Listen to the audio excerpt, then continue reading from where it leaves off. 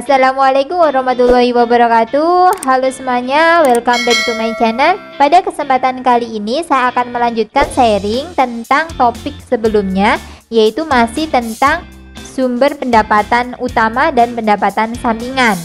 Saya sudah janji membahas topik pendapatan utama dan pendapatan sampingan ini karena request dari beberapa teman yang bertanya kepada saya, "Kak, saya sudah resign dari perusahaan. Jadi saya sekarang ini tidak memiliki gaji, tetapi saya memiliki bisnis rumahan." Ada juga yang bilang seperti itu. Ada juga yang bilang sekarang saya ikut all shop, Kak, saya jualan online. Kemudian ada juga yang bilang, "Kak, kalau omsetnya itu tidak stabil, maka pendapatan all shop saya itu dikategorikan ke pendapatan utama saja atau pendapatan sampingan." Baik teman-teman, ini pengalamannya sama dengan saya.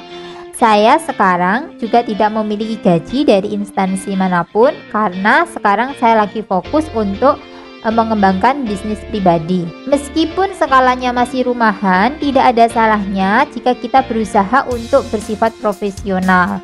Maksudnya adalah kita harus bisa memilah mana yang digunakan untuk mengembangkan usaha dan mana yang bisa digunakan untuk menggaji kita. Jadi tidak campur-campur.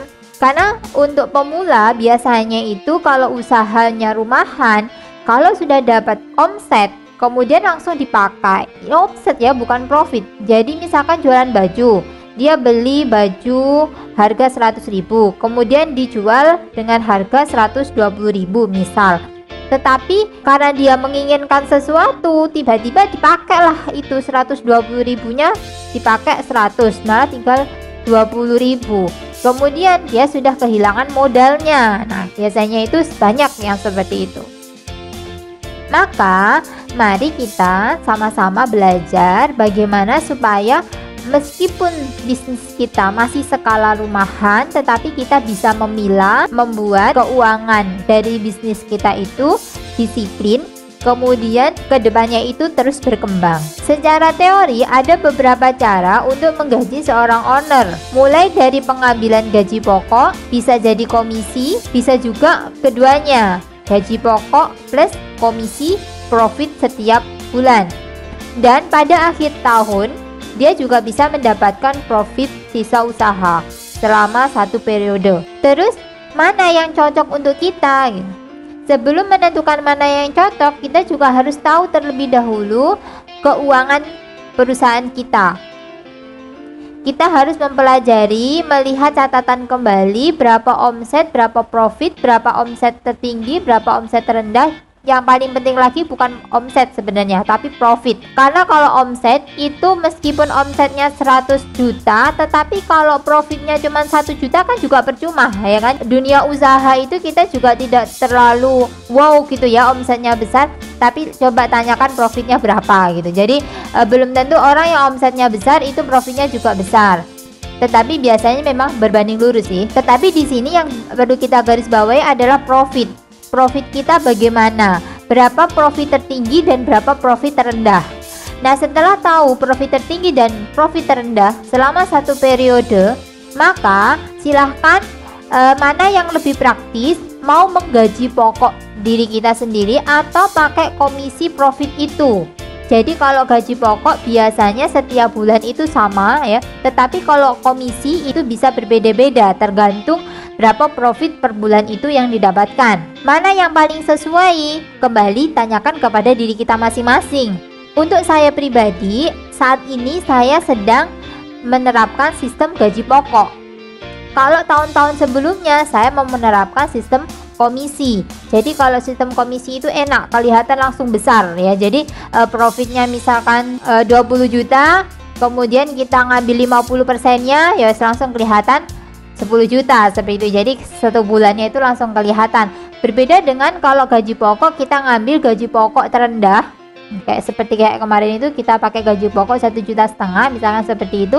Nah, memang setiap bulan kelihatannya itu cuma sedikit pendapatannya, tetapi nanti bisa jadi pas waktu kita mengambil profit sisa usaha itu akan terlihat hasilnya seperti itu. Jadi kesimpulannya adalah meskipun dari all shop, meskipun dari bisnis rumahan yang itu bukan gaji ya, tetap bisa kita masukkan ke kolom pendapatan utama. Sedangkan kolom pendapatan sampingan itu dari mana? Kalau dana sampingan, namanya kan sampingan ya. Di sini itu adalah bukan yang sifatnya rutinitas. Jadi kalau misalkan rutinitas kita adalah bisnis online, berarti pendapatan utama kita ya pendapatan dari bisnis online. Terus sampingannya itu apa? Ya bisa jadi dari bisnis online juga, tetapi bisnis online yang side produk. Misalkan kita jualan pokoknya itu adalah kosmetik, tiba-tiba kita mendapat orderan gamis gitu. Nah, orderan gamis ini kan di luar rutinitas kita, maka itu bisa kita jadikan ke pendapatan sampingan. Kalau saya pribadi, pendapatan sampingannya itu berupa apa? Misalkan dipanggil sebagai pemateri cuman beberapa kali saja gitu, tidak rutin, maka itu bisa saya jadikan ke kolom pendapatan sampingan.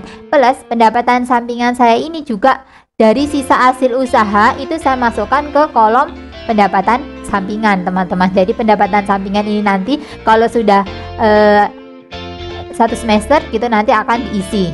Nah, pendapatan sampingan nanti kita akan bahas lagi fungsinya untuk apa. Pendapatan sampingan ini bukan digunakan untuk kebutuhan sehari-hari, bukan untuk investasi juga, tetapi bisa kita gunakan sebagai sinking fund nanti.